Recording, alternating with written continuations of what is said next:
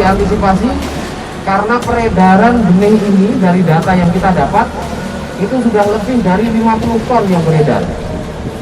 Sementara ini yang kita sita itu sekitar 38 ton yang ada di sini.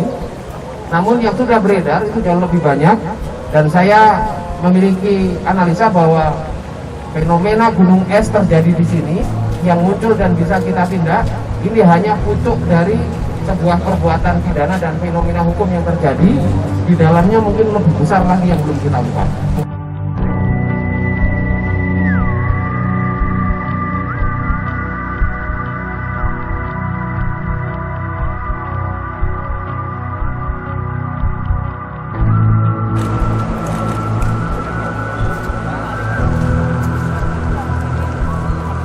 Rekan-rekan sekalian, pada siang hari ini dari Polres Pasuruan akan sharing informasi terkait dengan proses penyidikan kasus tentang sistem budidaya tanaman.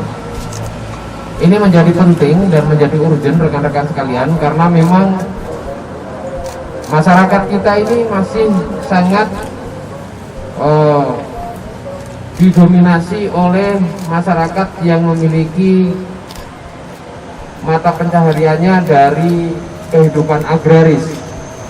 Nah, di sini kita bisa lihat rekan-rekan, ini adalah barang bukti tentang sebuah peristiwa pidana yang dia sudah dalam kategori sistemik, tersistem, kemudian terstruktur, kemudian terencana dengan baik, di mana di dalam proses pembuatan benih jagung yang ini kemudian menjadi indikator kuat bahwa kemungkinan besar banyak juga benih-benih yang lain yang mungkin memiliki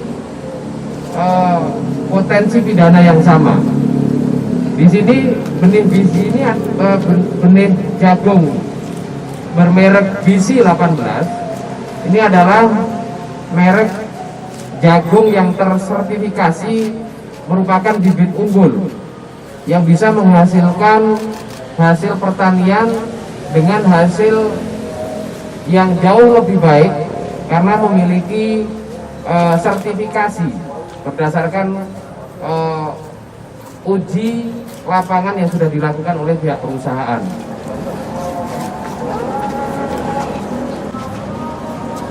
Sudah berapa lama melakukan pemalsuan bibit?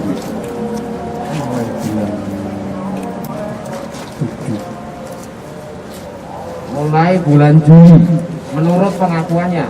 Tapi rekan-rekan harus tahu bahwa dalam proses hukum acara kita, pengakuan tersangka ini adalah alat bukti terakhir yang menjadi alternatif terakhir oleh penyidik. Dulu pernah diproses kasus yang sama.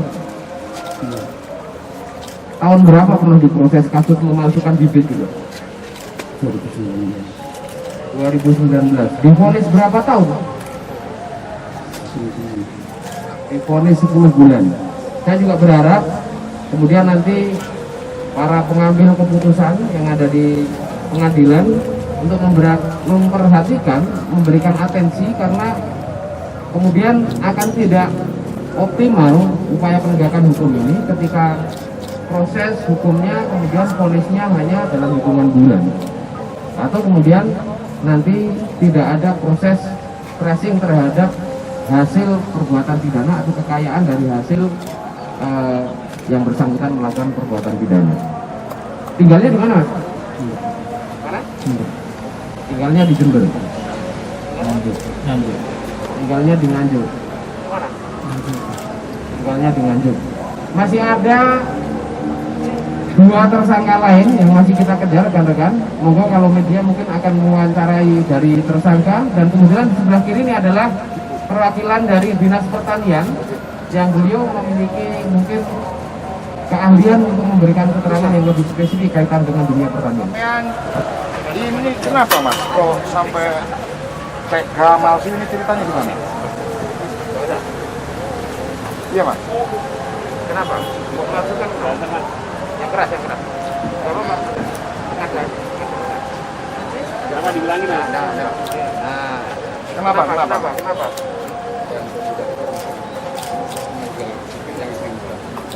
Berapa satu kantong ini keuntungannya? 40? Terus untuk proses penjualnya kemana? Saya kemarin sudah di daerah Pasuruan.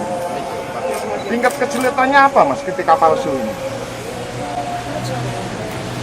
Distributornya atau salesnya? Mas, Apa gampang caranya mas? Gampang itu susah. enggak, Sulit. sulitnya gimana sulitnya? Ya, Pemasarannya kalau pemasarannya biasa. lebih mudah karena harganya lebih murah. Oke. Terus apa sulitnya? Kalau kesulitannya Uang. produksinya saya nggak bisa. Ya.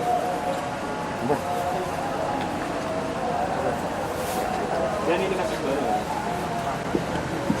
Maksudnya berapa kan? Total kan? Ya. Dapatkan. Maksudnya dapatkan. Kalau kemudian kerugian yang dialami oleh pemilik merek, sementara ini di total di sekitar 7 miliar rupiah. Kerugian dari pemilik merek, karena ini perwakilan dari pabrik bisi, perusahaan bisi juga ada di sini. Sehingga kita menggunakan 3 aturan undang-undang dalam kasus ini. Yang pertama adalah undang-undang tentang sistem budidaya tanaman. Kemudian yang kedua, kita juga pasang di sini kaitan dengan perlindungan konsumen. Kemudian kita juga pasang di sini kaitan dengan undang-undang merek, karena dari pihak BISI merasa dirugikan. Tapi hasilnya tidak bisa seperti yang dijanjikan. Kemudian mereka komplain, membawa lembaga terkait kaitan dengan perlindungan konsumen merasa dirugikan. Kemudian kita coba telusuri, ternyata memang benar, karena dulunya juga saya pernah ungkap ini waktu di Polda, kasus yang sama. Namun yang sekarang ini jauh lebih rapi. Jadi dia kemasannya benar-benar sudah persis seperti produk yang dari perusahaan, dan pendistribusiannya sudah lintas provinsi. Jadi ada beberapa provinsi yang menjadi sasaran target untuk memperdagangkan ini. Masih kita kembangkan. Ada beberapa perusahaan yang terlibat di sini juga, masih kita kembangkan. Untuk motifnya gimana ini motifnya? Modusnya pelaku ini. Modus operandinya pelaku ini nyari jagung biasa yang ada di pasaran. Dia belinya harganya cuma di 5 sampai 8 ribu rupiah kisarannya. Kemudian dikemas oleh yang bersangkutan bekerja sama dengan jaringan ini. Kemudian dijual ke lapangan, harganya di 45 ribu. Jadi keuntungannya rekan-rekan bisa bayangkan 300% dari modal awal yang mereka keluar. Jadi merugikan petani kan ya? Merugikan petani, merugikan perusahaan yang memiliki lisensi terhadap paten tertentu, merek tertentu. Kemudian juga di sini merugikan negara, karena ada hak-hak negara yang kemudian tidak dibayar oleh yang bersangkutan. Di sini bayar pajaknya ke negara juga lumayan. Nah, yang bersangkutan harusnya kalau memang mau mendapatkan untung besar, ya harusnya juga siap dengan segala konsekuensinya terhadap negara dan memberikan yang terbaik juga untuk masyarakat. Kira-kira begitu.